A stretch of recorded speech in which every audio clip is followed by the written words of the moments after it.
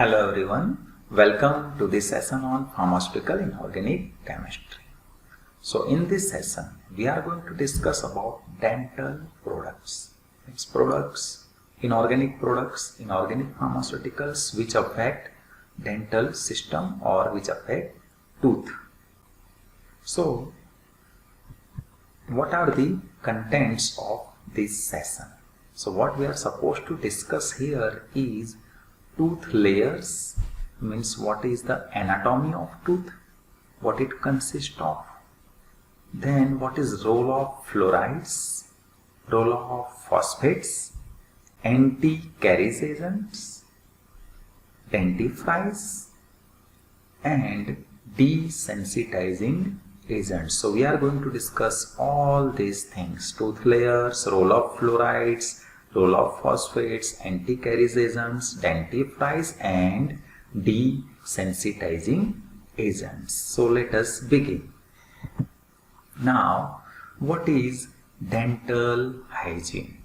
What is dental hygiene? So dental hygiene refers to the practice of keeping the mouth, teeth and gums clean and healthy to prevent disease. We all know that every day you need to brush your teeth 2 times or twice a day. You have to brush the teeth. Why? Because to keep them clean and healthy so that other diseases can be prevented. So dental hygiene is keeping mouth, teeth and gums clean. Now this is structure of tooth. So we are going to understand what is the anatomy of tooth. So here in left hand side portion, this white colored portion, so that is tooth. Now the upper part is known as crown. Upper part is known as crown, and then just below the crown, this part is known as root. Crown and then root and then crown and root, all the tooth is connected with the bone. So here is the bone. So crown, root, bone, and then there are the nose and blood vessels. Nose and blood vessels. So that is tooth anatomy. Now the right hand side part, in a diagram, right hand side, what we have shown is enamel, dentin, pulp, then gum or gingiva, then cementum, then root canal, then periodontal ligament, and root and opening. So if one by one from top to bottom, then if we go from top to bottom, then what we will find here in a tooth anatomy? Enamel, that is the first one. After that, below that there is a dentin, and then just below that, means inside the tooth, there is a pulp. Then beside that there is a gum. Then it is connected with the cementum. Then root canal is there. Then periodontal ligament is there. So this is how tooth looks like from inside. So tooth anatomy. Why we need to understand the tooth anatomy? Because diseases or disorders related to tooth that occurs, so different dental agents have different activity. So depending on the cause of the disease, treatment can be done. So that is why tooth anatomy is to be studied. Now,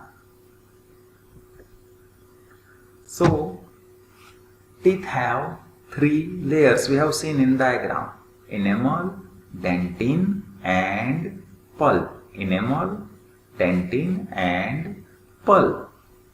So what is enamel. So we are going to understand enamel, dentin and pulp. So the enamel is the outermost layer. Enamel, this one, the outermost layer, white color. So enamel is the outermost layer and is primarily made up of calcium phosphate minerals. It is made up of inorganic elements, calcium phosphate minerals. Next, enamel is the hardest substance in the human body. Hardest substance in the human body, but the problem is it does not grow back once it's lost. It is hardest, but once it is lost, it cannot be grown back. Another important thing is bacteria can form a biofilm called plaque on the surface of the teeth.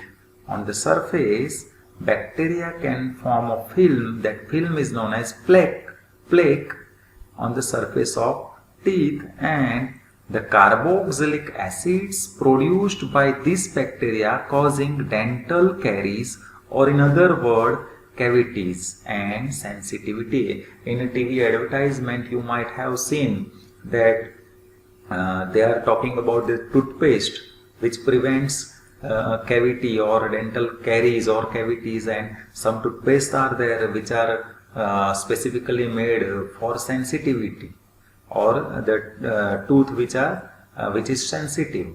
So what happens here is, on the surface of tooth, bacteria can make a film. That film can be known as plaque.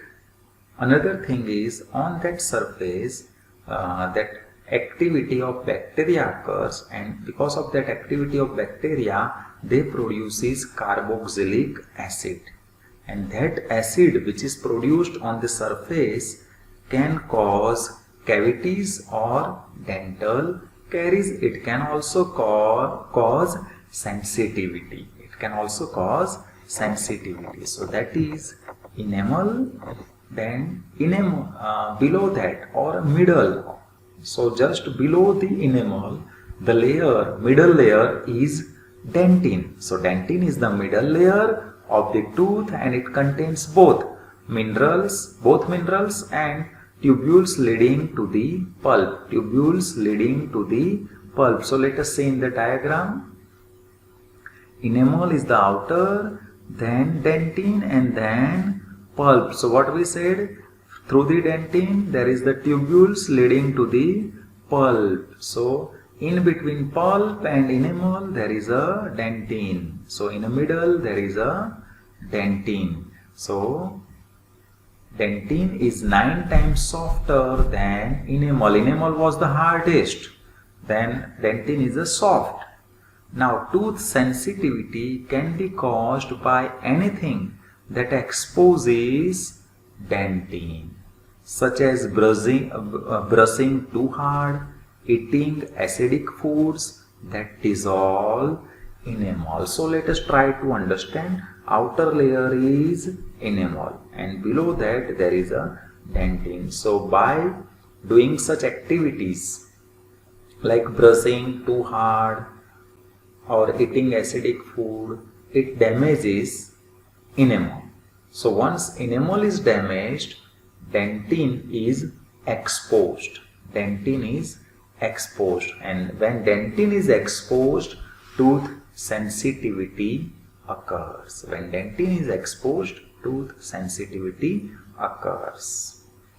Then innermost is the pulp. So pulp is the innermost and softest layer of teeth. It's the softest layer of the teeth.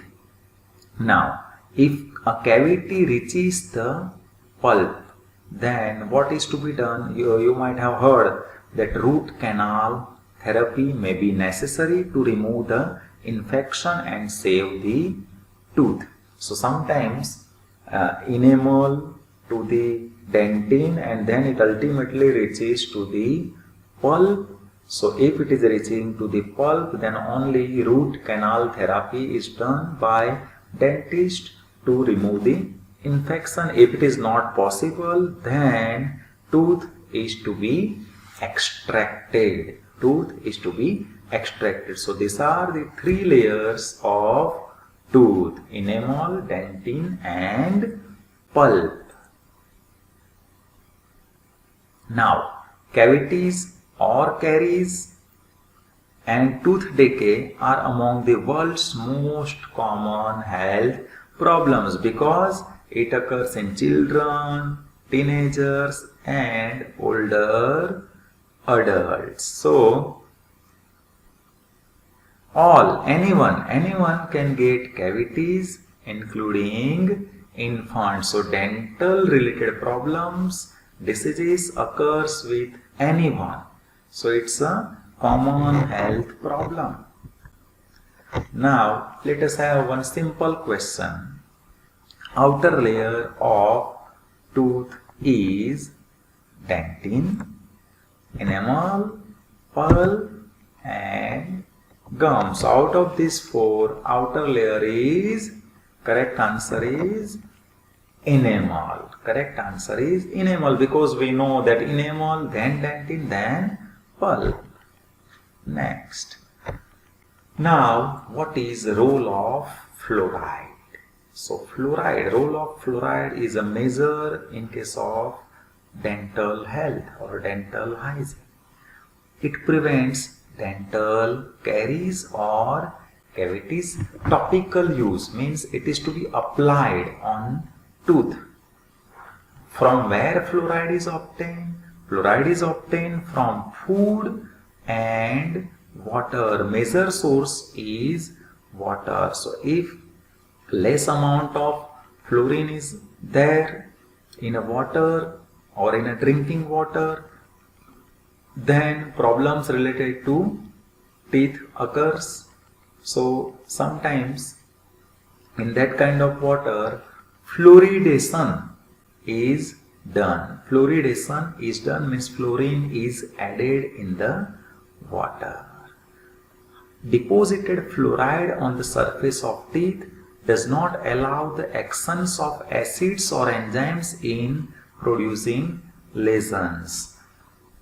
We earlier said that on a surface the bacteria can produce carboxylic acids, and that carboxylic acid will damage the enamel or dentin. So this fluorides prevents that activity of carboxylic acid. So in that way it prevents dental caries. Now another important substance is phosphate or phosphate containing inorganic compounds. So what is role of phosphate ions in dental system is they reduce dental caries like fluorides. They are also necessary for stronger bones and healthy teeth. From where these phosphates are obtained? They are obtained from normal diets. And along with this anti-caries activity, they are also cleaning agents. So these phosphates are also cleaning agents.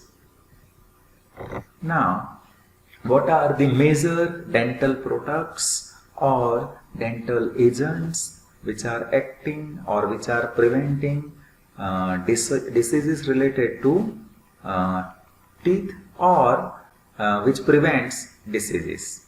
So, major three types are anti-caries agents, cleansing agents or dentifrice, and desensitization agents or desensitizing agents. Anti-caries, dentifrice and desensitization agents or desensitizing agents. Examples of anti-caries agents: sodium fluoride, stannous fluoride.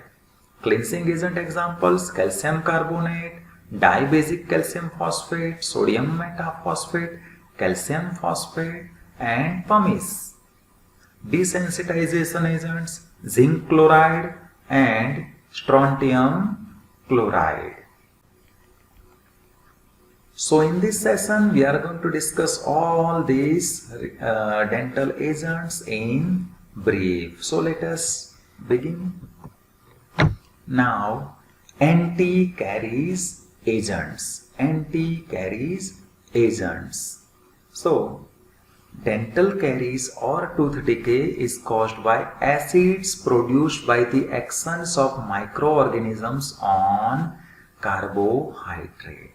Now from where this carbohydrates comes? Carbohydrates are coming from the food we take. So that food comes in a contact with the teeth. So the food particles remains on a teeth surface. Then what happens? The microorganisms will convert these carbohydrates into acids, and that acid will affect the tooth. Acid will affect tooth. It will try to dissolve. It will dissolve the outer layer, that is enamel, in the tooth. So because of that, what occurs is decalcification. Because of that, there is a decalcification of tooth, which is accompanied by foul mouth odor. Bad odor is coming out of the mouth because of this decay, tooth decay. So what these anti-caries agents do? These anti-caries agents prevents actions of acids on tooth. So they prevent this action of acid on tooth. So how they can prevent? They can prevent acid to come in a contact with the tooth, number one. Number two, they can also prevent these microorganisms. They can also prevent these microorganisms to produce acid. So at two steps they can work. Either they prevent production of acid from the microorganism, or they prevent action of acid on the tooth surface. Next. So what are the compounds which are used as anti-caries agent? Anti-caries agent. Sodium fluoride. Sodium fluoride is widely used as anti-caries agent. So see, whatever compounds we are discussing in this session, all that compounds you may find in your toothpaste. In your toothpaste. How this sodium fluoride can be prepared? Sodium fluoride is prepared by neutralizing hydrofluoric acid with sodium carbonate. This is HF is hydrofluoric acid. So acid with this weak base, that is sodium carbonate, neutralization reaction occur, and then it will produce sodium fluoride in aqueous medium, and carbon dioxide gas is evolved. What is common dose of this sodium fluoride as anti-caries agent? It should be 2.2 milligram once a day. 2.2 milligram once in a day. That 2.2 milligram is actually equivalent to 1 milligram of fluoride. So out of 2.2 milligram sodium fluoride, 1 milligram of fluoride is achieved. This kind of sodium fluoride is in lower doses, that is useful, but in higher doses they can also produce toxicity. So depending on the amount of fluoride, toxicity may be there. They can cause fluorosis. Fluorosis can occur because of higher amount of fluorine. Common effect of higher amount of fluorine is mottling or spots on the teeth. In some areas where the water contains higher amount of fluorine, you will find that people living in that area, they may have the spots or mottling in teeth. So that is effect of high amount of fluorine. Then assay of the sodium fluoride can be done with the help of complexometric titration. In a complexometric titration, common titrant used is disodium EDTA and indicator is Erythrom black tea. Erythrom black tea. So this is how it can be assayed. Another compound as anti-carriage agents or is stannous fluoride. Another compound is stannous fluoride, SnF2. SnF2. It is also known as tin fluoride. Sn means tin. So it is also known as tin fluoride. Now how this stannous fluoride is prepared? Stannous fluoride is prepared by evaporating a solution of stannous oxide and hydrofluoric acid in the absence of oxygen. Evaporating solution of stannous oxide SnO2 or tin oxide SnO2 or tin oxide and hydrofluoric acid HF. So both are evaporated and in absence of oxygen, and then they will produce tin fluoride or stannous fluoride. Now, what is the dose of this tin fluoride or stannous fluoride? It is available in 8% aqueous solution. 8%, 8 gram in 100 ml solution. A single application is enough for 6 months to 1 year. 6 months to 1 year. Now let us compare with sodium fluoride. Let us compare with sodium fluoride. So, sodium fluoride, dose of sodium fluoride was 2.2 milligram once in a day. Means every day 2.2 milligram sodium fluoride is to be given. While in case of stannous fluoride, 8% aqueous solution, single application is sufficient for 6 months to 1 year. Means you don't need to take it every day. So in that way, stannous fluoride is better or superior to sodium fluoride.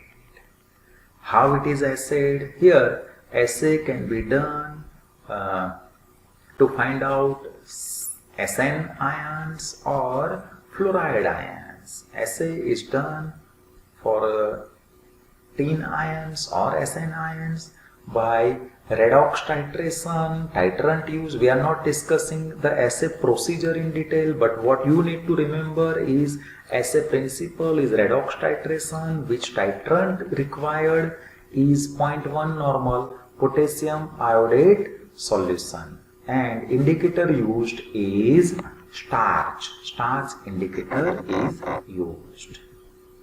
Now let's have some question. The mechanism by which fluorides inhibit dental caries is. Options are by increasing susceptibility to acid, by increasing the sensitivity of tooth enamel, decreasing acid solubility of enamel, and increased acid solubility of enamel. Let me tell you, this question was asked in previous GPAT. This question was asked in GPAT examination. The mechanism by which fluorides inhibit dental caries.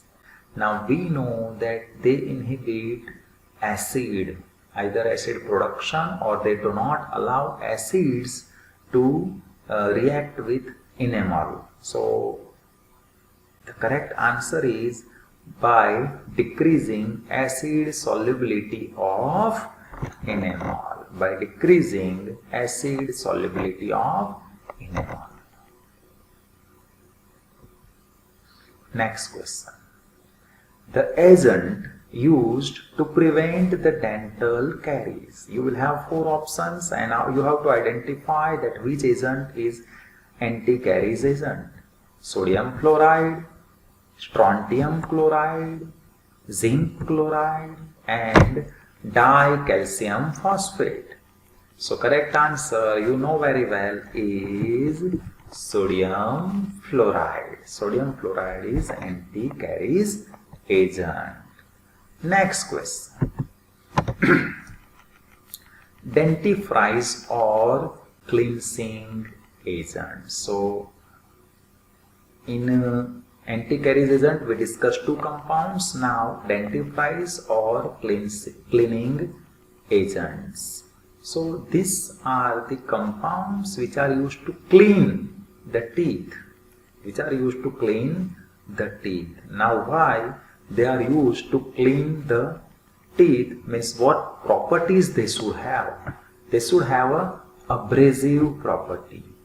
They should have abrasive property to some degree and they should be able to remove the stains from teeth. So in toothpaste or in tooth powder, this dentifrice and cleaning agents are used. So you will find these agents in your toothpaste. These are the basic substances of or ingredients of toothpaste. They are available in paste, powder, gel or liquid form. They are available in paste, powder, gel or liquid form. Next, calcium carbonate, very widely used, very well known and old dentifrice or cleaning agent for teeth is calcium carbonate, that is used in toothpaste or tooth powder. Its synonym is precipitated chalk.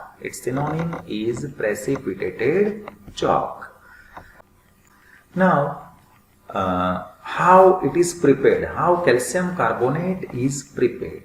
So, calcium carbonate is prepared by mixing the boiling solutions of calcium chloride and sodium carbonate. Calcium chloride CaCl2 and sodium carbonate means Na2CO3.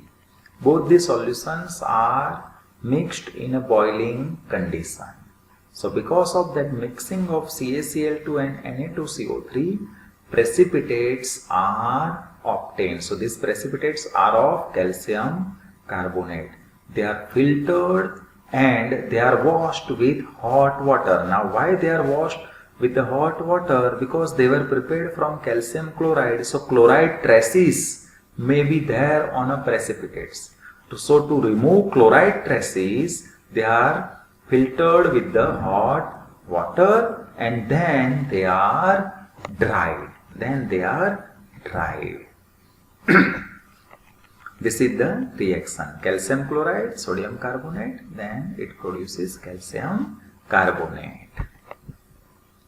How they are assayed? With the help of complexometric titration. And we know that in a complexometric titration, here what will be done is compound is weighed, dissolved in 3 ml of dilute HCl, boiled for 10 minutes, volume is made up with 50 ml with water, and the very common titrant for complexometric is disodium EDTA. So that will be titrated with disodium EDTA using indicator Chalcon mixture. What will be the end point? End point will be pink to blue. Pink color to blue color is achieved, and this is the factor. Each ml of 0.05 molar disodium EDTA is equivalent to 0.00504 gram of calcium carbonate.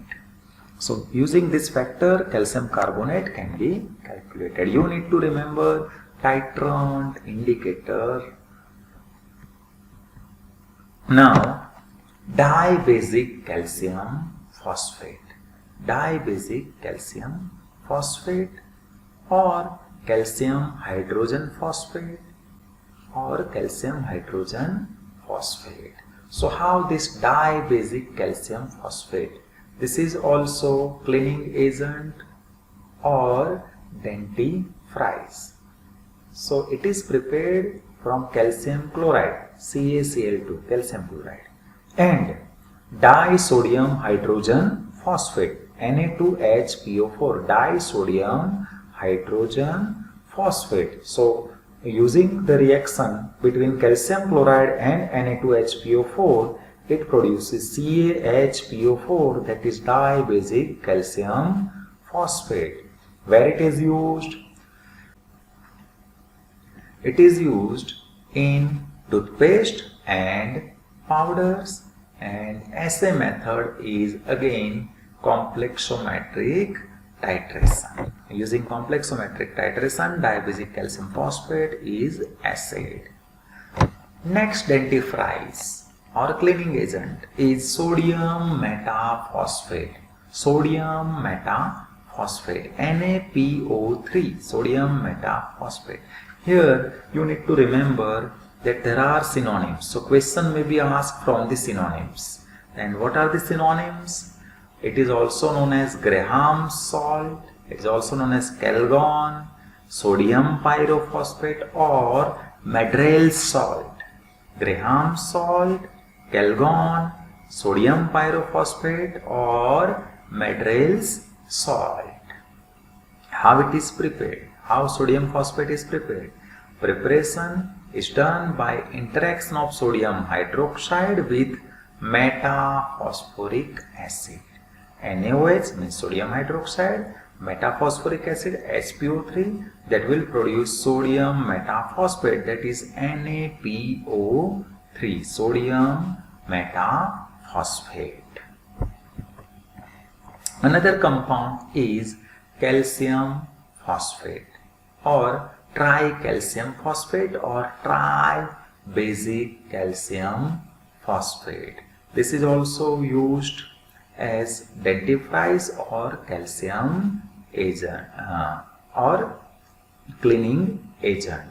Ca3PO4 thrice, tribasic calcium phosphate. It is available or it is used in very fine powder. As a very fine powder, this is available in the form of toothpaste. This can be used in a toothpaste as well as tooth powder. Next compound is pumice. Now this product, interestingly, is obtained from volcanic origin. It is from volcanic origin, volcanoes. So it is from volcanic origin. What it consists of? Here composition may vary. Composition may vary, irregular. As it is from volcanic origin, composition is not uniform, but it contains silicates of aluminium, potassium, and sodium. Means aluminium silicates, potassium silicates, sodium silicates. So silicates of, it's a mixture of silicates of aluminium, potassium, and sodium. Now this pumice will be available in a powder form. So that is sifting. So size separation is done, and after sifting, it is categorized into superfine powder, means superfine pumice powder, fine pumice powder, and coarse pumice powder. So depending on requirement, it can be used.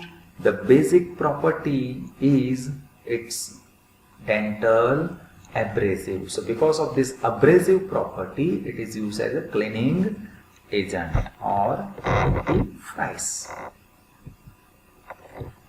Now question, you know the answer because just now we have studied this, is the substance, which is the substance of volcanic origin. Pumice, zinc chloride, euxenol, or white rosin. So correct answer is pumice is a substance of volcanic origin. Next question. Which one is not a dentifrice? So here you need to identify. You need to remember which are the dentifrice, which are the anti-caries agent, and which are the sensitizing agents. So out of this, calcium hydrogen phosphate, sodium fluoride, calcium carbonate, and sodium metaphosphate. So out of these four, which is not dentifrice, that means most of them are dentifrice. So correct answer is sodium fluoride. We know that it's an anti-caries agent. So sodium fluoride is not a dentifrice. Remaining are dentifrice. Next question. I told you that you need to remember synonyms also. So Graham salt is synonym for sodium monofluorophosphate, dibasic calcium phosphate, calcium carbonate, or sodium metaphosphate. So correct answer is sodium metaphosphate, that is also known as Graham salt. So you need to remember synonyms when there is specific synonym. Then next question. Calcium carbonate is assayed by. So you need to identify the assay principle of calcium carbonate. Complexometric titration, Morse method, Volhart's method, or non-aqueous titration. So correct answer is complexometric titration using titrant sodium disodium EDTA. Now next part is desensitizing agents. Desensitizing agents. So when we were discussing anatomy of tooth, we have studied that tooth enamel is there, then dentin is there, and then pulp is there. So when enamel will be affected, and dentin is exposed, when dentin is exposed, then this sensitivity occurs. In a TV advertisement, you have seen that some patient is there having a sensitivity when they have cold water. When they have a cold water, sensitivity is there. So why this sensitivity is there? That is because enamel is already affected and dentin is exposed. So that cold water comes in a contact with the dentin, and then this occurs. So to avoid that, desensitizing agents are required. So to avoid that, desensitizing agents are required. So these are the substances used to reduce the pain in the sensitive teeth. Now sensitivity caused by cold, heat, or touch. So they will reduce the pain because of sensitivity. Now exact mechanism is not clear, but probably they act like local anesthetic.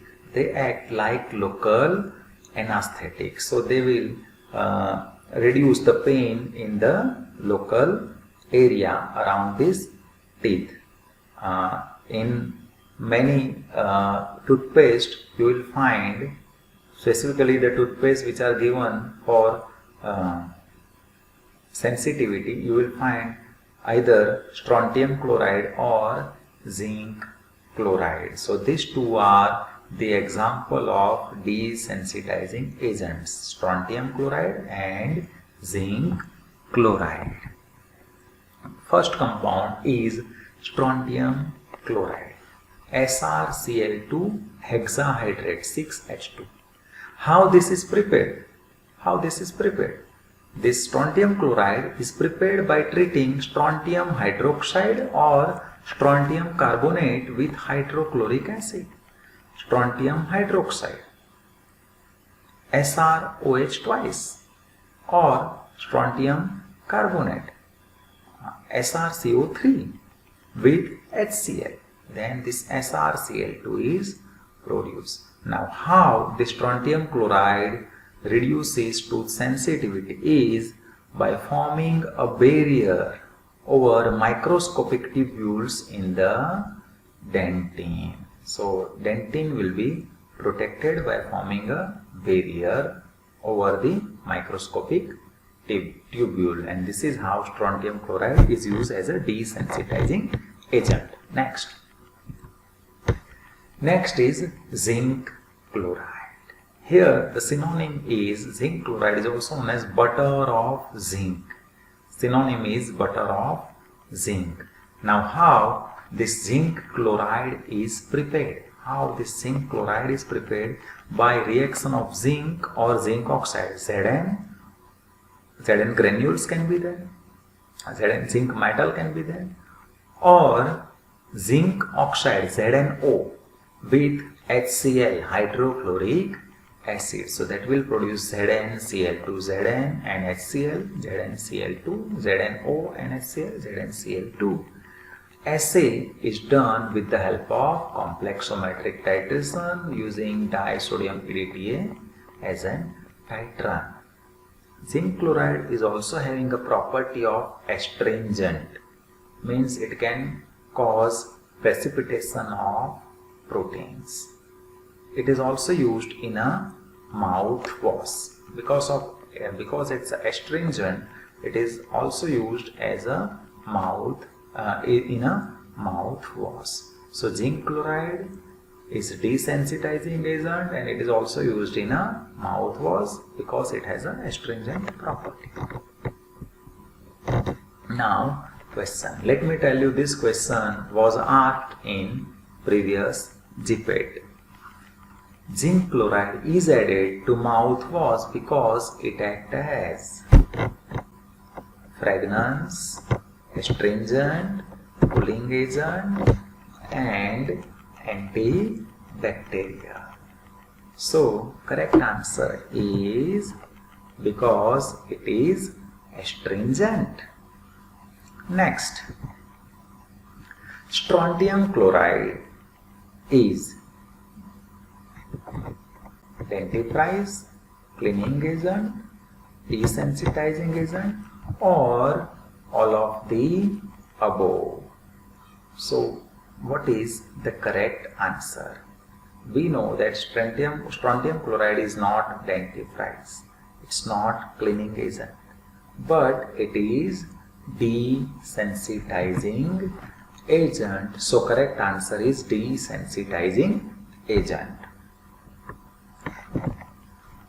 So this was about dental products. If we summarize what we discussed here in this session is anatomy of tooth, its 3 layers. Now you should remember what are the 3 layers: enamel, dentine and pulp, and how diseases can occur, cavity can occur, decay can occur, how sensitivity can occur. Then what are the anti-caries agents and their examples, cleaning agents or dentifrice and their example. Then lastly what we have seen is desensitizing agents with example, with the questions. So this was about dental products. If you have any doubts, you can contact me. Thank you.